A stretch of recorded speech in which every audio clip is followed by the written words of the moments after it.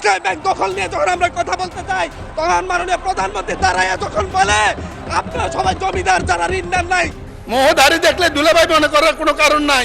ওনাদের প্রশংসা করলে ওনারা আরো বাড়ায় দিবেন, আর ওনাদের ইয়ে না করলে ওনারকে আমাদেরকে পিটাবেন নাকি? জাতীয় সংসদে সরকার ও বিরোধী দলের মধ্যে উত্তপ্ত বাক্য বিনিময় এবং ওয়াকআউটের ঘটনা ঘটেছে।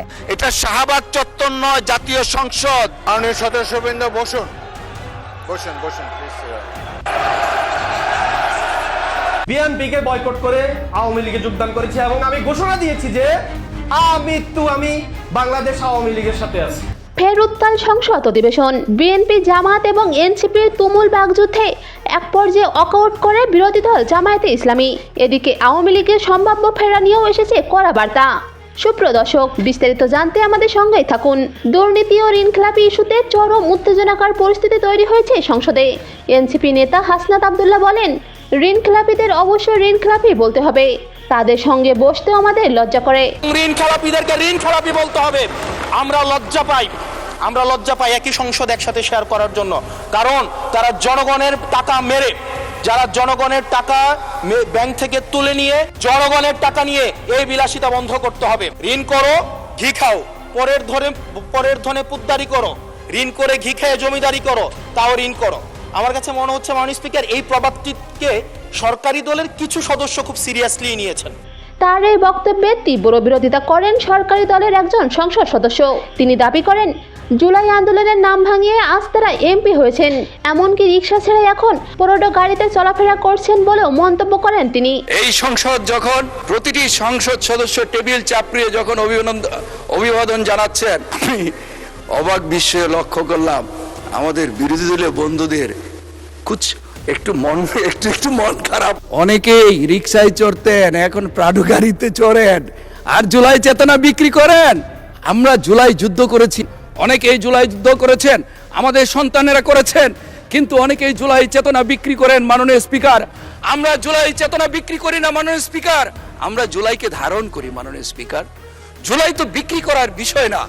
যারা জুলাই চেতনা বিক্রি করেন তাদের প্রতি একটি অনুরোধ জানাবো, অনেকেই রিকশায় চড়তেন। তবে পাল্টা জবাব দিতে দেরি করেননি হাসনাত আব্দুল্লাহ। কড়া ভাষায় তিনি বলেন, যদি প্রমাণ করতে পারেন আমি 1 টাকাও দুর্নীতি করেছি, তাহলে এমপি পদ ছেড়ে দেব।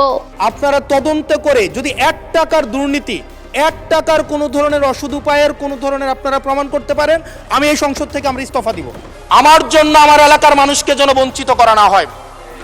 আমি এই সংসদে অনুমতি নিয়ে কখনো বিরোধিতা হয় না, কখনো অনুমতি নিয়ে আমি আপনার বিরোধিতা করতে চাই। আবুল হাসান আব্দুল্লাহর একটি প্রসঙ্গ, যে আলাপটি তিনি করেছেন, এবার তাকে আটকে দেয়া হবে কিনা।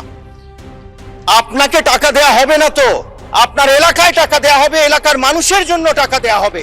সেই জন্য আপনি ইন্টারিম গভর্নমেন্টে যেভাবে পেয়েছেন, আমরা অনেক কিছু শুনি। এদিকে থেমে থাকেনি ব্যারিস্টার রুমিন ফারহানাও। ঋণখেলাপি ও দুর্নীতির অভিযোগ নিয়ে সংসদে জোরালো বক্তব্য দিয়েছেন তিনি। যখন 9,38,000 কোটি টাকার বাজেট আসে, তখন আমরা বুঝতে পারি এই বাজেটটি কিভাবে বাস্তবায়িত হবে। এখন তো একটা সুষ্ঠু নির্বাচন দেয়া যায়, সেই জায়গায় আমরা দেখলাম দলীয় নেতা কর্মীদের পুনর্বাসন প্রক্রিয়া শুরু হয়েছে। এই বিষয়ে আমি এরপরই সরকারি দল ও বিরোধী দলের সদস্যদের মধ্যে শুরু হয় তীব্র বাকবিতণ্ডা। উত্তেজনায় বারবার সরগরম হয়ে ওঠে সংসদ অধিবেশন। আমরা যদি খেলাপি ঋণের দিকে তাকাই, আমাদের লাখ লাখ টাকা এটা খেলাপি ঋণের মধ্যে আছে। এমনকি সংসদ সদস্য তারা এখনো পর্যন্ত শপথ গ্রহণ করতে পারেন নাই, কারণ তারা এখনো পর্যন্ত কোর্টে এই খেলাপি ঋণের ইস্যুর মধ্যে তারা আটকে আছেন। অন্যদিকে আওয়ামী লীগের ফেরা নিয়েও চলছে ব্যাপক আলোচনা। সাধারণ মানুষের মধ্যেও বিষয়টি নিয়ে মতভেদ স্পষ্ট হয়েছে। জুলাই আন্দোলনের একজন কর্মী ও এক রিকশা চালকের বাকবিতণ্ডার ঘটনাও ছিল দিনভর আলোচনার কেন্দ্রবিন্দু।